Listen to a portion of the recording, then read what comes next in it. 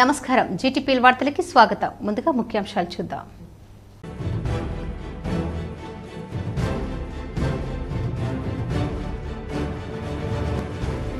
AICC కార్యాలయం ప్రారంభోత్సవంలో పాల్గొనేందుకు ఢిల్లీ వెళ్లిన CM Revanth Reddy, TPCC chief Mahesh Kumar Goud.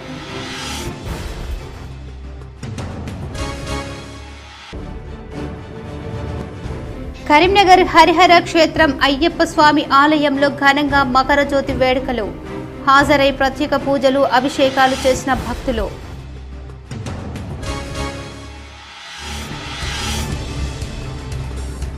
నాణ్యత ప్రమాణాలతో పసుపు బోర్డుకు కావలసిన ఏర్పాటు చేయాలి. నిజామాబాద్ జిల్లాలో పసుపు బోర్డు ఏర్పాటును స్వాగతిస్తున్నాం. గాంధీ భవన్లో మీడియా సమావేశంలో MLC Jeevan Reddy, seeds corporation chairman Anvesh Reddy వెల్లడి.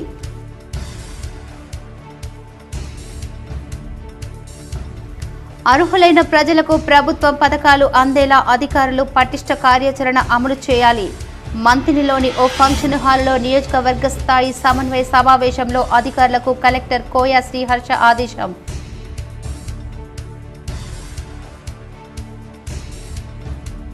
₹5,000 లంచం తీసుకుంటూ ఏసీబీ అధికారులకు అడ్డుగా బుక్ అయిన మెట్పల్లి సబ్ రిజిస్టర్తో పాటు మరో 2 అరెస్టు చేసి కేసు నమోదు చేసిన ఏసీబీ అధికారులు.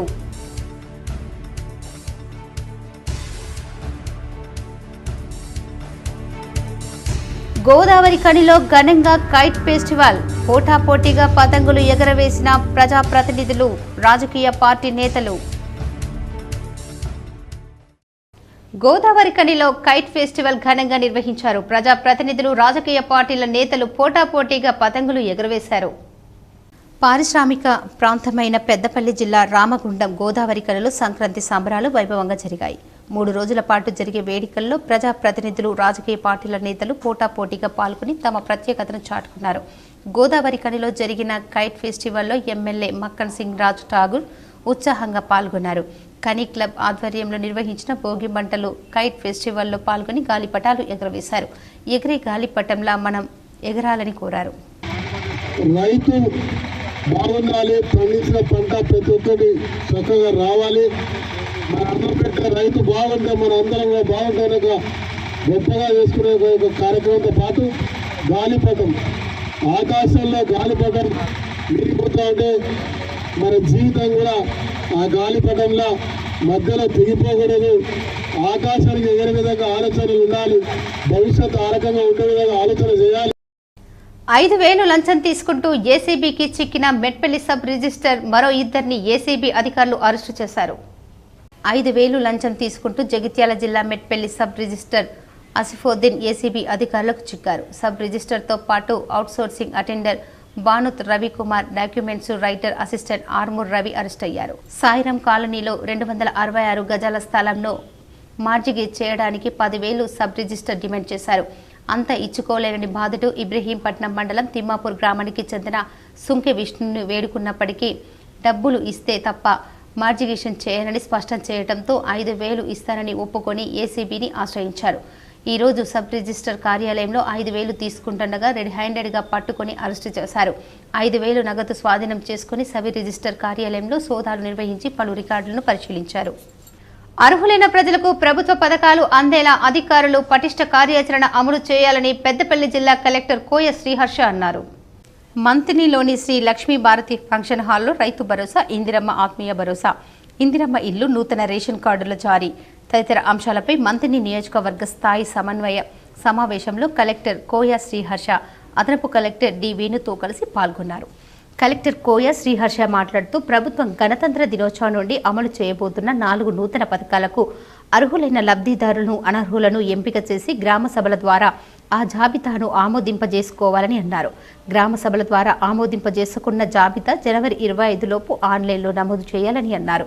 రైతు భరోసా పథకానికి సంబంధించి ప్రతి మండలంలోని తహసీల్దార్, మండల వ్యవసాయ అధికారి పర్యవేక్షణలో వ్యవసాయ విస్తీర్ణ అధికారులు, రెవెన్యూ ఇన్స్పెక్టర్, సర్వేయర్లు, మైనింగ్ సంబంధిత అధికారులు సంయుక్తంగా పనిచేసి పట్టాదార్ పాస్ పుస్తకాలను data Google map, revenue map వారీగా పరిశీలిస్తూ భూభారతి ధరణి నుంచి వ్యవసాయ యోగ్యం కాని భూములను గుర్తించి రైతు భరోసా జాబితా నుంచి సదరు లబ్ధిదారులను తొలగించాలని కోరారు. రాళ్లు రప్పలు ఉన్న భూములు, సాగునీటి ప్రాజెక్టులకు సంబంధించి భూసేకరణ చేసిన భూములు, పరిశ్రమల భూములు, నాలా కన్వర్ట్లు జరిగిన భూములు, లేఅవుట్ ఉన్న భూములు, ఎల్ఆర్ఎస్ దరఖాస్తుల భూములు, రోడ్ల భూములు, భవనాలు నిర్మించుకున్న భూములు, మైనింగ్ జరుగుతున్న భూములు వివరాలు రైతుల భరోసా నుంచి తొలగించాలని కోరారు. భూమి లేని వ్యవసాయ కూలీల కుటుంబాలకు ఏడాదికి 12,000 రూపాయలు 2 విడతలుగా అందించేందుకు ప్రభుత్వం ఇందిరమ్మ ఆత్మీయ భరోసా పథకాన్ని ప్రారంభించిందని, 2023-24 సంవత్సరానికి 20 రోజులు పనిచేసిన భూమి లేని రైతు కుటుంబాలకు ఈ పథకం వర్తిస్తుందన్నారు. ఈ పథకం కుటుంబం యూనిట్గా అందించడం జరుగుతుందని, వ్యక్తిగతంగా అందించే పథకం కాదని అన్నారు. ప్రతి రెవెన్యూ గ్రామాన్ని జీపీ వారీగా మ్యాప్ చేయాలని అన్నారు. జిల్లాలో 20 రోజులు ఉపాధి హామీ కూలీలుగా పనిచేసిన కార్మికుల జాబితాను తీసుకొని ఆధార్ కార్డు ట్యాగ్ ప్రకారం పరిశీలిస్తూ భూమి లేని కుటుంబాలను ఎంపిక చేయాలని కలెక్టర్ తెలిపారు. రైతు బంధు వస్తుంది, లేకపోతే రెక్కిలు ఉన్న రైతు బంధు వస్తుంది, గుట్టలు ఉన్న రైతు బంధు వస్తుంది. ఈ లిస్ట్ చేసుకొని ఒకసారి ఈరోజు ఒక హాఫ్ అన్ అవర్ 1 అవర్ మీరు కూర్చున్నారంటే విలేజ్ మొత్తం మీకు ఐడియా వచ్చింది. అవి టిక్ పెట్టుకోండి. తర్వాత రేపటి నుంచి అగ్రికల్చర్ ఎక్స్టెన్షన్ ఆఫీసర్, తర్వాత రెవెన్యూ అండ్ పంచాయత్ సెక్రటరీ మీ టీంలో ఉన్న 4-5 ఫీల్డ్కి వెళ్తారు. Only specific for example survey number 1 మొత్తం వ్యవసాయ భూమి ఉందంటే టిక్ పెట్టుకొని వచ్చేస్తారు. You will not go in to details. ఆ ఎక్స్టెన్స్ ఎంత ఉంది, లేకపోతే తక్కువ ఉండాల్సింది ఎక్కువ ఉందా, లేకపోతే 30 ఉండాల్సింది 29 ఉందా, అది మనకు సంబంధం లేదు. ఓన్లీ మీరు చూసేది ఏంటంటే అది వ్యవసాయ భూమా కాదా అనుకుంటే టిక్ పెట్టుకుంటారు అంతే. దాంతో ఆ సర్వే నెంబర్ చాప్టర్ అయిపోయింది. నెక్స్ట్ సర్వే నెంబర్ 3కి వస్తారు. సర్వే నెంబర్ 3లో మనం చూస్తారు అక్కడ ఏమైనా ఇల్లు ఉన్నాయి కానీ, లేకపోతే గుట్టలు ఉన్నాయి, అన్ఫిట్ ఫర్ కల్టివేషన్ ఉంటే అక్కడ టిక్ పెట్టుకుంటారు, రీజన్లో రాస్తారు this is unfit for cultivation. అట్లా ఈ సర్వే నెంబర్ వైజ్ వెళ్తారు అంతే. మీరు మనం ఎక్స్ట్రా చేయాల్సింది ఏమీ లేదండి. మీకు ఆల్రెడీ డిజిటల్ సైన్ అయిన లిస్ట్ ఆల్రెడీ వచ్చింది. ఓన్లీ దాంట్లో ఎవరు అన్ఫిట్ అనేది టిక్ పెట్టాలి, రీజన్ అసైన్ చేయాలి. ఇది మాత్రమే చేయాలి. దీనికన్నా ఎక్స్టెంట్ ఎక్కువ ఉంది, ఆర్ఎస్ఆర్ ఎక్కువ ఉంది, ఈ 100 యాక్సెప్ట్ చేయడానికి లేదు. చాలా ప్రశ్నలు రావచ్చు. బట్ మీరు ఒకవేళ not fit for agriculture but fit for agriculture Rythu Bharosa అవుతుంది టిక్ పెట్టారంటే ఈ లిస్ట్ అనేది మనం ప్రతి చోట డిస్ప్లే చేస్తూ ఉంటాం. మా కలెక్టరేట్ డిస్ప్లే అయితే మీ గ్రామ సభలో ప్రతి నేమ్ వైజ్ చదివి వినిపించాలన్నమాట. ఈ 40 మందికి ఈసారి రైతు బంధు రావట్లేదు, లేకపోతే ఈ 40 మందికి రైతు బంధు రావట్లేదు. కరీంనగర్ హరిహర క్షేత్రం అయ్యప్ప స్వామి ఆలయంలో మకర సంక్రాంతి వేడుకలు వైభవంగా జరిగాయి. ప్రత్యేక పూజలు, అభిషేకాలు నిర్వహించారు. మకర జ్యోతిని వీక్షించారు. కరీంనగర్ అఖిల అయ్యప్ప శబరిమల మహాపాదయాత్ర చారిటబుల్ ట్రస్ట్ వ్యవస్థాపకులు గడప నాగరాజు గురుస్వామి, మంగళంపల్లి రాజేశ్వర్ శర్మ, డింగరి చాణక్య ఆధ్వర్యంలో అయ్యప్ప స్వామి దేవాలయంలో ప్రత్యేక పూజలు నిర్వహించారు. అయ్యప్ప స్వాములకు అన్నదానం, సాయంత్రం దేవాలయంలో అయ్యప్ప స్వామి జ్యోతి దర్శనం, ప్రత్యక్ష ప్రసారాన్ని ఏర్పాటు చేశారు. అనంతరం అయ్యప్ప స్వాములకు భజనలతో మహాబడిపూజ నిర్వహించారు. అయ్యప్పలకు భక్తులకు అల్పాహార వితరణ చేశారు. సాయంత్రం శ్రీ వెంకటేశ్వర స్వామి గోవిందాపతి భక్త మండలి ఆధ్వర్యంలో మహిళలు కోలాటాలతో అయ్యప్ప స్వామిని ఊరేగింపు చేశారు. ఈ కార్యక్రమంలో మహాపాదయాత్ర గడప నాగరాజు గురుస్వామి విజయ దంపతులతో పాటు డి సంపత్ కుమార్, రుద్రాక్ష కృష్ణ, బండారి శ్రావణ గురుస్వామి, గడప కోటేష్, గడప పూర్ణ, విష్ణుమూర్తి, పద్మ, లింగంపల్లి సత్యనారాయణ, దాడి సంపత్ కుమార్ గురుస్వామి, మల్లికార్జున్ రెడ్డి, పూజారులు మూర్తి, అయ్యగారు, శ్రీనివాస్ తదితరులు పాల్గొన్నారు. ఇంకా కొన్ని సేవా కార్యక్రమం చేయాల ఉద్దేశంతో మేము భక్తులందరి ఒక ట్రస్ట్ పెట్టి త్వరలో మనం ఒక మంచి పనికి ఒక కార్యక్రమానికి చేయాలనే ఉద్దేశంతో మీ అందరి సహాయ సహకారంతో ఉండాలని కోరుచున్నాం. స్వామి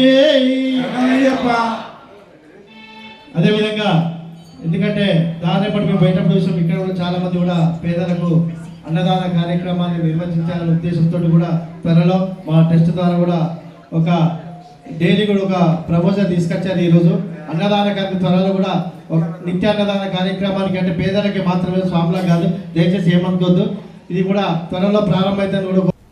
47వ డివిజన్లో బీజేపీ నాయకులు జక్కని బాలకిషన్ ఆధ్వర్యంలో జరిగిన కైట్ ఫెస్టివల్లో రామగుండం బీజేపీ ఇంటర్ సంధ్యారాణి పాల్గొని పతంగులు ఎగరవేశారు.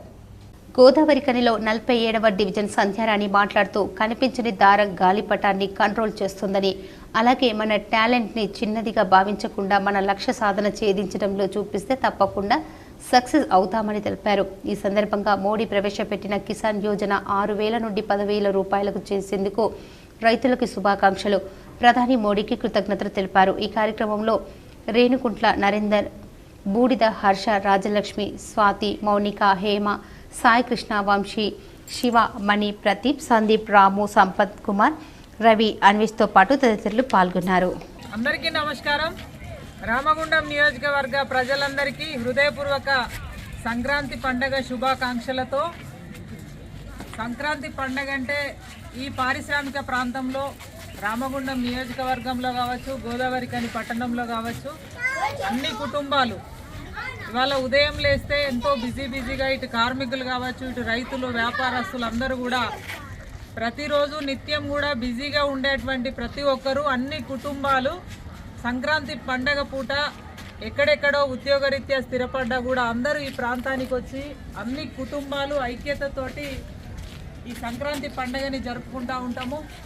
భోగి, సంక్రాంతి, కనుమ ఈ 3 రోజులు కూడా కార్మికులపై భౌతిక దాడులకు దిగుతూ హింసిస్తున్న సింగరేణి 11 ఏగని సూపర్వైజర్ ని కఠినంగా శిక్షించాలని బాధితులు అజయ్ సింగరేణి అధికారులకు విజ్ఞప్తి చేశారు. పెద్దపల్లి జిల్లా రామగుండం రీజియన్ 11 ఏగనిలో షార్ట్ ఫైర్ గా విధులు నిర్వహిస్తున్న అజయ్ ని కులం పేరుతో దూషించి దాడి చేసిన హెడ్ ఓవర్మెన్ శ్రీనివాసరావుపై చట్ట ప్రకారం చర్యలు తీసుకోవాలని డిమాండ్ చేశారు. దాడిలో గాయపడిన అజయ్ ని తోటి కార్మికులు చికిత్స కోసం సింగరేణి ఏరియా ఆసుపత్రికి తరలించారు. విధి నిర్వహణలో కార్మికులతో ఫ్రెండ్లీగా వ్యవహరించాల్సిన సూపర్వైజర్ పని ఒత్తిడితో హింసించడం సరైంది కాదన్నారు. కులాలకు, మతాలకు అతీతంగా భూగర్భంలో విధులు నిర్వహించే కార్మికులపై వివక్ష చూపించడం బాధాకరమని బాధితులు ఆవేదన వ్యక్తం చేశారు. ప్రకృతి విరుద్ధంగా భూగర్భంలో విధులు నిర్వహించే కార్మికుల పట్ల అనుచితంగా వ్యవహరించడం శ్రీనివాసరావును కఠినంగా శిక్షించాలన్నారు. కుల వివక్ష లేని కార్మిక లోకానికి కులాన్ని ఆపాదించి దూషించిన శ్రీనివాసరావుపై తీసుకునే చర్యలు ఇతరులకు గుణపాఠం కావాలన్నారు. నా పేరు అజయ్. నేను రెవెన్యూ ట్రైన్లో 2016లో జేఎంఈటీ నుంచి సాఫ్ట్వేర్గా వర్క్ చేస్తున్నా. అయితే కొన్ని రోజుల నుంచి శ్రీనివాసరావు అని హెడ్ ఓవర్మెన్ తరచూ పని పరంగా నన్ను మానసికంగా అయినా శారీరకంగా ఒత్తిడి చేస్తూ బాగా దురుసుగా, అంటే ఎట్లనంటే ఏదైనా వర్క్ కాడ నన్ను చూడంగానే నువ్వు పని కాస్త చిన్న 1 నిమిషం లేట్ అయినా కూడా నువ్వు ఎందుకు వచ్చినావు, ఏమిటికి వచ్చినావు, నువ్వు ఎందుకు బతుకుతానో, నువ్వు అటువంటి భూమికి ధరం, నువ్వు మనిషి కాదు పశువు అంటూ ఇటువంటి మాటలు ఎన్నో ఇంటిని నా మీద మానసికంగా అన్నాడు. శారీరకంగా ఇంకా నేను పని ఇంత చేసినా కూడా కావాలని లోపల నా ట్రాన్స్ఫర్ చెట్టు మీద సంతకం పెట్టకుండా పైకెక్కినా కూడా ఆయన కాళ్ళు చేతులు కడుక్కొని అంత క్లీన్ అయిపోయాక అరగంటకు సుతం గంట అయినా కూడా నన్ను పెట్టుకోకుండా సంతకం తిప్పించాడు. వీళ్ళు ఎందుకు వేస్తున్నావు, ఏమిటి వేస్తున్నావు సార్ అంటే, నీ దుక్కున్న చోట ఎక్కువకో, నాది ఎవడేం వీకలేడు, మీరందరూ ఏం చేయలేరు, కులం తక్కువ గాడుదును, మీతో ఏం కాదు, మీరందరూ మా కాళ్ళ కింద చెప్పులతో సమానం అంటూ బాగా దురుసుగా మాట్లాడిండు. నేను దాంతో తీవ్ర మనస్తాపానికి గురయ్యి, సార్ మీరు ఎందుకు అలా మాట్లాడతాను, మీరు అలా మాట్లాడడం కరెక్ట్ కాదు సార్ అన్నందుకు నేను అండర్ మీరు దగ్గరికి వెళ్ళి నేను రిపోర్ట్ ఇస్తున్నందుకు లంచ కొడుకు అంటూ నా మీద తీవ్రమైన దాడికి దిగాడు. నేను అప్పుడు ఆ సమయంలో నేను కింద పడి కాన్షియస్ లేకపోయినా సుతం నన్ను వదిలిపెట్టలేము. నన్ను ఇంత తీవ్రంగా భౌతికంగా, మానసికంగా, శారీరకంగా హింసించి నా మీద దాడి దిగిన. జగిత్యాలలో సామాజిక ఎంపీ అరవింద్ చిత్రపటాన్ని ముగ్గు వేసి అభిమానం చాటుకున్నారు. జగిత్యాలలో నిజామాబాద్ పార్లమెంటు సభ్యులు ధర్మపురి అరవింద్ చిత్రపటానికి సంక్రాంతి ముగ్గుల్లో చిత్రించిన ఓ మహిళా మోర్చా నాయకురాలు ఎంపీ అరవింద్ పై ఉన్న తమ అభిమానాన్ని చాటుకుంది. ఉత్తర తెలంగాణ రైతుల చిరకాల వాంఛ అయిన పసుపు బోర్డు సాధించిన ఎంపీ ధర్మపురి అరవింద్ కు కృతజ్ఞతలు తెలుపుతూ లింగంపేటకు చెందిన మహిళా మోర్చా నాయకురాలు దూరిశెట్టి మమత తన ఇంటి ముందు అరవింద్ చిత్రాన్ని రంగులతో సంక్రాంతి ముగ్గుగా తీర్చిదిద్దారు. దేశంలో మొట్టమొదటిసారిగా మన పసుపు బోర్డు ఇచ్చినందుకు మోడీ గారికి, తీసుకొచ్చినందుకు అరవింద్ అన్న గారికి ఇలా ముగ్గు వేసి ముగ్గు రూపకంగా మేము మా అభిమానాన్ని తెలియజేసుకుంటున్నాము. ఇందుకు పసుపు బోర్డు తీసుకొచ్చినందుకు గాను ధన్యవాదాలు తెలియజేసుకుంటున్నాము. అరవింద్ అన్న గారికి కృతజ్ఞతలు. ఎలక్షన్స్ కంటే ముందు పసుపు బోర్డు ఇస్తానని చెప్పి మాట ఇచ్చి బాండ్ పేపర్ మీద కూడా రాసిచ్చి ఇప్పుడు దాన్ని సాధ్యమయ్యేంత వరకు కూడా పట్టుబట్టి వదలకుండా కృషి చేసి మరీ తీసుకొచ్చారు పసుపు బోర్డుని. మన నిజామాబాద్కి తీసుకొచ్చినందుకు గాను మన నిజామాబాద్ పార్లమెంటు సభ్యులందరికీ చాలా సంతోషంగా ఉంది. ఈ సంతోషాన్ని ఏ విధంగా తెలియజేయాలని అర్థం కాక ముగ్గుల రూపకంలో మా మహిళలందరము ముగ్గుల రూపకంలో తెలియజేస్తున్నాము. కృతజ్ఞతలు అరవిందన్న గారికి, మోడీ గారికి. కరీంనగర్ పట్టణంలోని పద్మనగర్ కాలనీలో మకర సంక్రాంతి వేడుకలు ఘనంగా జరిగాయి. కరీంనగర్లో సంక్రాంతి సంబరాల్లో భాగంగా ఇంటిని శుభ్రం చేసుకుని రంగవల్లులతో గొబ్బెమ్మలు ఇంటి ముందర రంగవల్లులతో పాటు గొబ్బెమ్మలు పెట్టడం ఈ పండుగ ప్రత్యేకత. అందరూ సంక్రాంతి అంగరంగ వైభవంగా జరుపుకోవాలని, చలికాలం ముగియడం, కొత్త సీజన్ ప్రారంభం కావడం దీని ముఖ్యమైన సంకేతం. ఇది తెలంగాణ, అది హిందువుల ముఖ్య పండుగ. సంక్రాంతి ముఖ్య పండుగ మామిడి తోరణాలతో, పసుపు కుంకుమలతో, ముత్యాల ముగ్గులతో మహిళలు, పిల్లలు, పెద్దలు, యూత్ టీం అందరూ కలకలలాడే రంగవల్లులతో ఆనందంగా ముగ్గులు వేసి ఆటపాటలతో ఆనందంగా ఉత్సవంగా గడిపారు. పసుపు బోర్డును నిజామాబాద్ జిల్లాలో ఏర్పాటును స్వాగతిస్తున్నట్లు గాంధీ భవన్లో MLC Jeevan Reddy, seeds corporation chairman Anvesh రెడ్డిలు మీడియా సమావేశంలో తెలిపారు. హైదరాబాద్ గాంధీ భవన్లో MLC Jeevan Reddy, Telangana seeds corporation chairman Anvesh రెడ్డిలో కలిసి మీడియా సమావేశం నిర్వహించారు. ఈ సందర్భంగా వారు మాట్లాడుతూ పసుపు రైతుల ఎన్నేళ్ల కల నేడు నెరవేర్చినందుకు ప్రధాని మోడీ నిజామాబాద్ జిల్లాలో బోర్డును ఏర్పాటు చేసినందుకు స్వాగతిస్తున్నామన్నారు. ఈరోజు 22 అప్పుడు కేంద్ర ప్రభుత్వం ఏదైతే పసుపు బోర్డు ఏర్పాటు చేస్తున్నట్టు ప్రకటించింది. కానీ కేంద్రం ఎక్కడ, ఏ విధంగా అనేది ఏదైతుందో ప్రకటింప చేయబడలే. సరే, ఇప్పుడు ఏదైతుందో ఆ కేంద్రం నిజామాబాద్ కేంద్రంగా ఏర్పాటు చేయాలని చెప్పని కేంద్ర ప్రభుత్వం నిర్ణయించి ప్రకటింప చేయడం పట్ల హర్షం వ్యక్తం చేస్తున్న కాంగ్రెస్ పార్టీ రైతాంగ విభాగంకి వెళ్ళి హర్షం వ్యక్తం చేస్తున్నారు. ఈ అంశానికి సంబంధించి తెలంగాణ రాష్ట్రంలో కాంగ్రెస్ ప్రభుత్వం ఏర్పాటు కాబడటంతోనే మిత్రులు తుమ్మల నాగేశ్వరరావు గారు వ్యవసాయ శాఖ మాత్యులుగా ఫిబ్రవరి 24లో వారు ప్రధానమంత్రి గారి దృష్టికి తీసుకుపోవడం జరిగింది. అట్లా వ్యవసాయ శాఖ మాత్రం దృష్టికి తీసుకుపోవడం జరిగింది. అయ్యని నవంబర్ 24 పీయూష్ గోయల్ గారి దృష్టికి తీసుకెళ్లి ఈ పసుపు బోర్డు కేంద్రం ఏర్పాటు చేయడంలో తాత్సారం కావడంతో ఇవాళ తెలంగాణ ప్రాంత రైతాంగంలో పసుపు రైతు ఆందోళనకు గురవుతున్నాడు. మీరు తక్షణమే ఈ కేంద్రం ఏదైతుందో నిజామాబాద్ కేంద్రంగా ఏర్పాటు చేయండి. రాష్ట్ర ప్రభుత్వం ఏదైతుందో దానికి కావలసినటువంటి సౌకర్యాలు, మౌలిక వసతులన్నీ కల్పింపజేయడానికి సిద్ధంగా ఉందని చెప్పని వారు లెటర్ కూడా రాయడం జరిగింది. తుమ్మల నాగేశ్వరరావు గారు first letter as address to the prime minister, agriculture minister in February 24. తర్వాత లేటర్ పీయూష్ గోయల్ గారు కూడా వారి దృష్టి కూడా తీసుకుపోవడం జరిగింది. ఏదైనా మొత్తానికి వల్ల ఈ పసుపు బోర్డు నిజామాబాద్ కేంద్రంగా ఏర్పాటు చేయబడడం పట్ల కాంగ్రెస్ పార్టీ హర్షం వ్యక్తం చేస్తున్నాం. ఇవాళ పసుపు బోర్డు ఏర్పాటు చేయబడడంతోనే ఇవాళ సమస్యకు పరిష్కారం లభిస్తుందని చెప్పని కాదు, దాని నాణ్యత ప్రమాణాలు పెంపొందించబడే విధంగా పరిశోధనలు ప్రధానమని చెప్పంటున్నాం. నాణ్యమైన పరికరాలతో పసుపు పంట ఎగుమతులకు కావలసిన అన్ని ఏర్పాట్లు చేస్తూ రైతులకు అవగాహన కల్పించాలని డిమాండ్ చేశారు. వాటి పక్షాన రైతాంగం పక్షాన హర్షం వ్యక్తం చేస్తూ ఉన్నాం. 2 దశాబ్దాల పసుపు బోర్డు ఆకాంక్ష, పసుపు మద్దతు ధర విషయంలో 2 దశాబ్దాలుగా రైతులు, రైతు సంఘాల నాయకులు కాంగ్రెస్ పార్టీ పక్షాన అనేక మార్లు కేంద్ర ప్రభుత్వంలో ఉన్నటువంటి బీజేపీ మీద పోరాటాలు చేస్తూ పసుపు బోర్డే పరిష్కారం, పసుపు రైతులను ఆదుకోవడానికి అని చెప్పేసి పోరాటాలు చేసినటువంటి పరిస్థితులలో ఇవాళ పసుపు బోర్డును నిజామాబాద్ కేంద్రంగా ఏర్పాటు చేయడం అనేది స్వాగతిస్తూ ఉన్నాం. గత 10 సంవత్సరాలుగా తెలంగాణలో 2014-15లో సాగేటటువంటి 1,10,000 ఎకరాలలో సాగేటటువంటి పసుపు ఇవాళ 42లకు పడిపోయింది.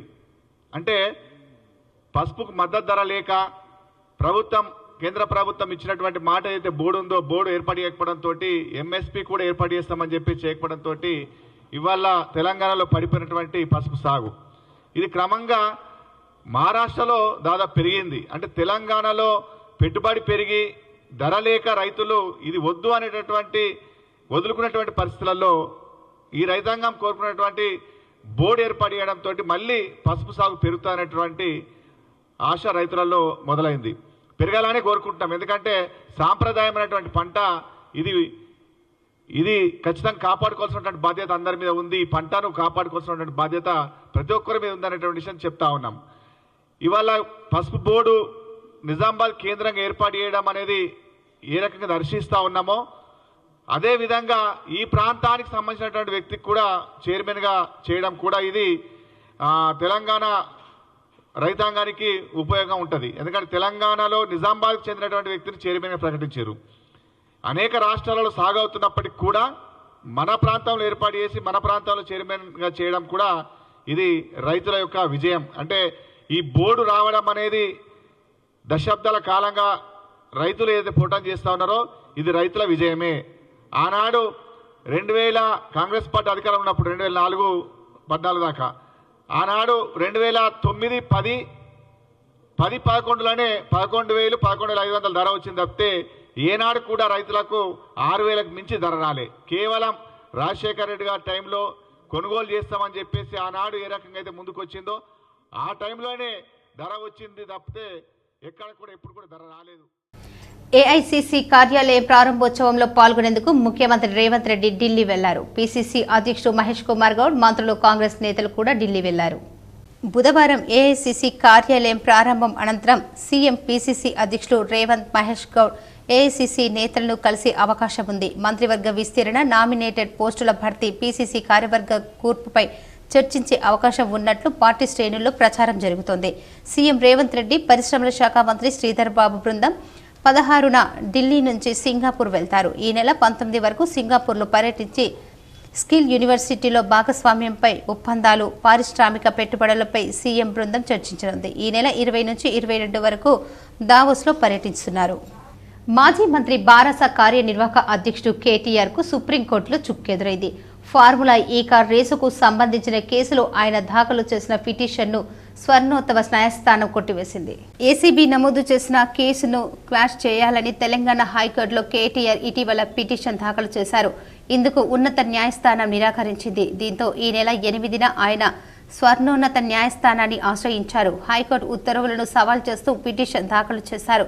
కేటీఆర్ పిటిషన్పై జస్టిస్ బేలా ఎం త్రివేది, జస్టిస్ ప్రసన్న వర్లే ధర్మాసనం విచారణ జరిపింది. రాజకీయ కారణాలతోనే కేసు నమోదు చేశారని, ప్రస్తుతం కేటీఆర్ విపక్షంలో ఉన్నారని ఆయన తరఫున న్యాయవాది సుందరం సుప్రీంకోర్టు దృష్టికి తీసుకెళ్లారు. ప్రతిపక్ష నేతగా ఉండడంతోనే కేసులు పెడుతున్నారని వాదించారు. అయితే ప్రతిపక్ష నేతగా ఉంటే కేసులు ఎదుర్కోవాలి కదా అని జస్టిస్ బేలా త్రివేణి ప్రశ్నించారు. హైకోర్టు తీర్పులో తాము జోక్యం చేసుకోలేమంటూ పిటిషన్ను డిస్మిస్ చేశారు. పిటిషన్ వెనక్కి తీసుకుని మళ్లీ హైకోర్టును ఆశ్రయించేందుకు అవకాశం ఇవ్వాలని కేటీఆర్ తరఫున న్యాయవాది కోరారు. పిటిషన్ విత్డ్రా చేసుకునే అవకాశం కల్పించిన ధర్మాసనం మళ్లీ హైకోర్టుకు వెళ్లే స్వేచ్ఛ ఇవ్వలేమని స్పష్టం చేసింది. దీంతో పిటిషన్ను ఉపసంహరించుకుంటామని కేటీఆర్ తరఫున న్యాయవాది కోర్టుకు తెలిపారు. ఫార్ములా ఈ కేసులో కేటీఆర్ కు మరోసారి నోటీసులు ఇచ్చేందుకు ఏసీబీ సిద్ధమైంది. ఆయనతో పాటు అరవింద్ కుమార్, బిఎల్ఎస్ రెడ్డిలకు మరోసారి నోటీసులు ఇచ్చే యోచనలో ఉంది. సుప్రీంకోర్టులో కేటీఆర్ క్వాష్ పిటిషన్ డిస్మిస్ కావడంతో నోటీసులపై ఏసీబీ ముందుకెళ్లే అవకాశం ఉంది. ఇప్పటికే ఈ ముగ్గురిని ఏసీబీ విచారించిన విషయం తెలిసిందే. తెలంగాణలో నిర్వహించనున్న వివిధ ప్రవేశ పరీక్షల తేదీలను ఉన్నత విద్యామండలి ప్రకటించింది. తెలంగాణలో నిర్వహించనున్న వివిధ ప్రవేశ పరీక్షల తేదీలను ఉన్నత విద్యామండలి ప్రకటించింది. ఏప్రిల్ 29 నుంచి ఈ ఏపీ సెట్ జరగనుంది. ఏప్రిల్ 29, 30 తేదీల్లో ఈఏపీ సెట్, అగ్రికల్చర్, ఫార్మసీ పరీక్షలు జరగనున్నాయి. మే 2 నుంచి 5 వరకు ఏపీ సెట్ ఇంజనీరింగ్ పరీక్షలను నిర్వహించనున్నారు. మే 12న ఈ సెట్, జూన్ 1న ఎడ్సెట్, జూన్ 6న లాసెట్, పీజీఎల్ సెట్, జూన్ 8, 9 తేదీలో ఐసెట్, జూన్ 16 నుంచి 19 వరకు పీజీఈ సెట్ పరీక్షలు జరగనున్నాయి. తెలంగాణ హైకోర్టు తాత్కాలిక ప్రధాన న్యాయమూర్తిగా జస్టిస్ సుజయ్ పాల్ను రాష్ట్రపతి నియమించారు. హైకోర్టు సీనియర్ న్యాయమూర్తిగా ఉన్న జస్టిస్ సుజయ్ పాల్కు సీజేగా బాధ్యతలు అప్పగిస్తూ ఈ మేరకు ఉత్తర్వులు జారీ చేశారు. ప్రస్తుత ప్రధాన న్యాయమూర్తి జస్టిస్ ఆలోక్ ఆరాధే బాంబే హైకోర్టు సీజేగా బదిలీ అయ్యారు. 1964 జూన్ 21న జన్మించిన justice Sujoy Paul BCom MA LLB పూర్తి చేసి 1990లో మధ్యప్రదేశ్ బార్ కౌన్సిల్లో పేరు నమోదు చేసుకున్నారు. పలు బ్యాంకులు, మానవ హక్కుల కమిషన్ బోర్డులకు సేవలు అందించిన ఆయన 2011 మే 27న మధ్యప్రదేశ్ హైకోర్టులో అదనపు న్యాయమూర్తిగా, 2014 ఏప్రిల్ 14న శాశ్వత న్యాయమూర్తిగా నియమితులయ్యారు. సుప్రీంకోర్టు కొలీజియం సిఫార్సులతో 2024 మార్చి 21న తెలంగాణ హైకోర్టు న్యాయమూర్తిగా బదిలీ అయ్యారు. తాజాగా ఆయన హైకోర్టు సీజేగా నియమితులయ్యారు. ప్రముఖ పుణ్యక్షేత్రం శబరిమలలో సంక్రాంతి పర్వదినం మకర జ్యోతి రూపంలో అయ్యప్ప స్వామి భక్తులకు దర్శనమిచ్చారు. శబరిమలలో మకర జ్యోతిని దర్శించుకునేందుకు లక్షలాది మంది అయ్యప్ప భక్తులు తరలివచ్చారు. తిరువాభరణ ఘట్టం పూర్తయ్యాక పొన్నంబల 7 పర్వత శిఖరాల్లో మకర జ్యోతి దర్శనమిచ్చింది. స్వామియే శరణమయ్యప్ప నామస్మరణలతో శబరిమల ప్రతిధ్వనించాయి. జ్యోతి దర్శనం నేపథ్యంలో ఎలాంటి అవాంఛనీయ సంఘటనలు జరగకుండా పోలీసులు భారీ బందోబస్తు ఏర్పాటు చేశారు.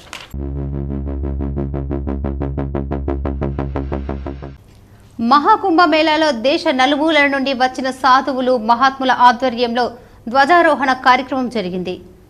నందిపేట్ కేదారేశ్వర ఆశ్రమ వ్యవస్థాపకులు శ్రీ మంగిరాములు మహారాజ్ ఆధ్వర్యంలో మహాత్ములతో కలిసి కుంభమేళాలో ధ్వజారోహణ కార్యక్రమాన్ని ఘనంగా నిర్వహించారు. ప్రత్యేక పూజలు చేశారు. అనంతరం భక్తి గీతాలతో అందరూ కలిసి భజన చేశారు.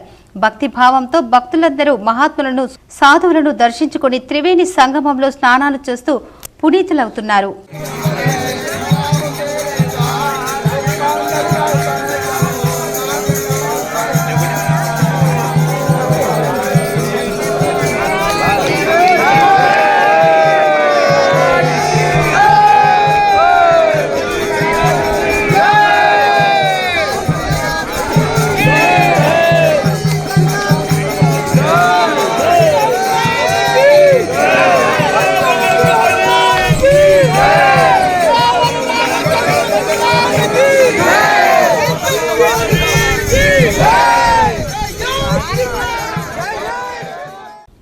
కుంభమేళాలో శ్రీ మంగిరాములు మహారాజ్ ఆధ్వర్యంలో భక్తులకు ఉచితంగా ఇడ్లీ సాంబార్ సేవ ప్రారంభమైంది. ప్రయాగ్రాజ్ కుంభమేళాలో శ్రీ మంగిరాములు మహారాజ్ ఆధ్వర్యంలో కేదారేశ్వర ఆశ్రమం నందిపేట్కు చెందిన భక్తులు ట్రస్టు సభ్యుల సహకారంతో ఉచితంగా బడాబిగ్ కార్యక్రమం జరిగింది. ప్రతిరోజు శ్రీ మంగిరాములు మహారాజ్ ఆధ్వర్యంలో ఉచితంగా కుంభమేళకు వచ్చిన భక్తులకు ఇడ్లీ సాంబార్ రుచికరమైన అల్పాహారంను అందిస్తున్నారు. ఉదయం 7 గంటల నుండి 11 గంటల వరకు ఉచిత అల్పాహారం సేవ జరుగుతుందని మంగిరాములు మహారాజ్ తెలిపారు. ప్రతిరోజు క్వింటాల్ ఇడ్లీ రవ్వతో భక్తులకు ఇడ్లీ సాంబార్ తయారు చేసి సరఫరా చేస్తున్నట్లు వారు వివరించారు. దేశంలో ఇతర రాష్ట్రంలో ఎక్కడ లభించని తెలంగాణ వంటకం ఇడ్లీ సాంబార్ కుంభమేళాలో లభించడం పట్ల భక్తులు సంతోషం వ్యక్తం చేస్తున్నారు. భగవంతుడి యొక్క కృపా కటాక్షంతో మహాత్యాగి యొక్క సంకల్పంతో రామ్లీల మైదాన్ మహాత్యాగి యొక్క సంకల్పంతో మరి ప్రయాగరాజులో ఇడ్లీ సంబార్ పెట్టాలనే ఒక సంకల్పం. దీనికి మీరందరూ కూడా చాలా పత్రం పుష్పం ఫలంతో ఏమందరూ సాయం చేశారు. చాలా మంది సాయం చేశారు. అసలు ఎందుకంటే నిజంగా ఒక్కొక్కరు 5 కిలోల నుంచి క్వింటాల్ దాకా రవ్వ కూడా ఇచ్చారు. చాలా సూక్ష్మంగా అంటే మంచి మన ఆశ్రమం భక్తులు కూడా ఒక 35 మంది ఆశ్రమం భక్తులు పరివారం వచ్చింది. చాలా బ్రహ్మాండంగా కూడా ఇడ్లీ సాంబార్ చట్నీ మంచిగా పెడుతున్నారు. అందరు తృప్తిగా ప్రశాంతంగా ఇవాళ మొట్టమొదటి రోజు స్టార్ట్ అయింది కాబట్టి భగవంతుడి ఆశ్రమంతో ఇంకా ఆనందంగా తృప్తిగా జరగాలి. ఇంకా ఆనందమైన ఒక ఆశీర్వాదం మహాత్ముల ఆశీర్వాదం యాత్రికుల ఆశీర్వాదం పొందాలని భగవంతుని ఆశిస్తున్నాను. ఓం నమః శివాయ. ప్రయాగ్రాజ్ ప్రాంతమంతా చల్లంగా ఉంది. పొగమంచుతో వర్షం కురిసిన గంగానది ఒడ్డున లక్షలాది సంఖ్యలో జనాలు స్నానాలు చేస్తున్నారు. త్రివేణి సంగమం జనసంద్రంగా మారిపోయింది. ప్రయాగ్రాజ్ ఈసారి మహాకుంభం లేదా ప్రతి 12 సంవత్సరాలకు ఒకసారి జరిగే పూర్ణ కుంభాన్ని నిర్వహిస్తోంది. కుంభమేళా చుట్టూ అనేక పురాణాలు ప్రబలంగా ఉన్నాయి. దాన్ని ఖచ్చితమైన మూలం గురించి అనేక సిద్ధాంతాలు ఉన్నాయి. వేదాలు మరియు పురాణాలలో పండుగ ప్రస్తావన ఉందని కొందరు నమ్ముతారు. ఇది చాలా ఇటీవలది, కేవలం 2 శతాబ్దాలు వెనుకబడిందని కొందరు అంటున్నారు. నిశ్చయంగా తెలిసిన విషయం ఏమిటంటే ఈ రోజు ఇది భూమిపై ఎక్కడైనా చూసిన అతిపెద్ద భక్తుల సమావేశంలో ఒకటి. కుంభమేళా అంటే ఏమిటి? కాలానుగుణంగా 4 నగరాల్లో ఎందుకు నిర్వహిస్తారు? అర్ధకుంభం మరియు మహాకుంభం అంటే ఏమిటి? ఈ పండుగ యొక్క మూలం ఏమిటి మరియు లక్షలాది మంది దీనికి ఎందుకు హాజరవుతారు? సమాధానాలు హిందూ మతం గురించిన అనేక ప్రశ్నలతో వలె పురాణాలు, చరిత్ర మరియు పురాతన ప్రజల యొక్క శాశ్వతమైన విశ్వాసం యొక్క మిశ్రమంలో ఉన్నాయి. నదుల వంటి ప్రత్యక్షమైన ప్రాణదాతలతో వలె కనిపించని దేవతల యొక్క మునిఫికేషన్ పై ఎక్కువ నమ్మకం ఉంది.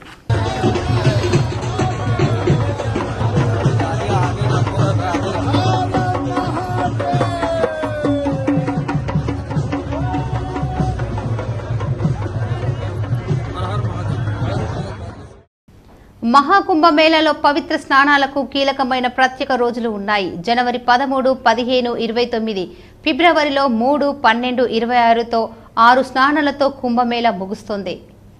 మహాకుంభమేళా 2025 జనవరి 13న పుష్య పౌర్ణమి స్నానంతో ప్రారంభమై ఫిబ్రవరి 26న మహాశివరాత్రితో ముగుస్తుంది.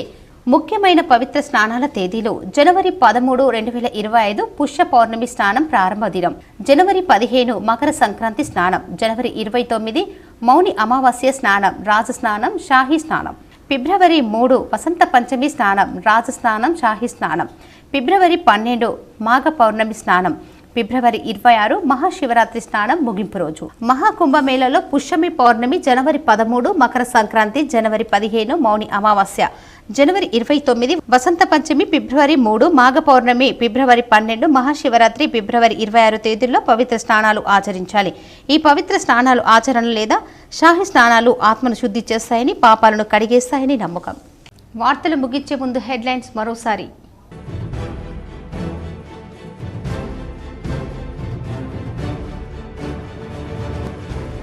ఏఐసీసీ కార్యాలయం ప్రారంభోత్సవంలో పాల్గొనేందుకు ఢిల్లీ వెళ్లిన CM Revanth Reddy, TPCC chief Mahesh Kumar Goud.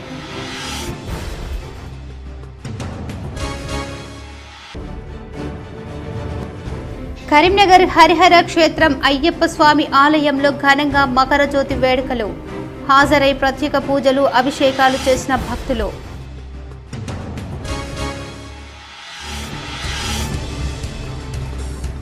నాణ్యత ప్రమాణాలతో పసుపు బోర్డుకు కావలసిన ఏర్పాటు చేయాలి.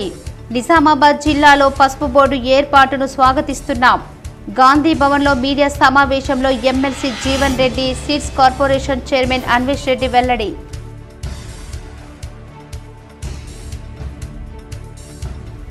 అర్హులైన ప్రజలకు ప్రభుత్వం పథకాలు అందేలా అధికారులు పటిష్ట కార్యాచరణ అమలు చేయాలి. మంతినిలోని ఓ ఫంక్షన్ హాల్లో నియోజకవర్గ స్థాయి సమన్వయ సమావేశంలో అధికారులకు కలెక్టర్ కోయా శ్రీహర్ష ఆదేశం.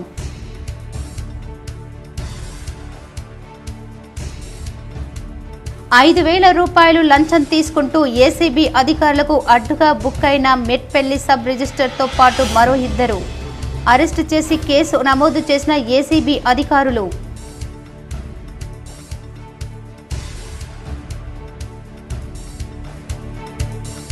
గోదావరి కనిలో ఘనంగా కైట్ ఫెస్టివల్. పోటాపోటీగా పతంగులు ఎగరవేసిన ప్రజాప్రతినిధులు, రాజకీయ పార్టీ నేతలు.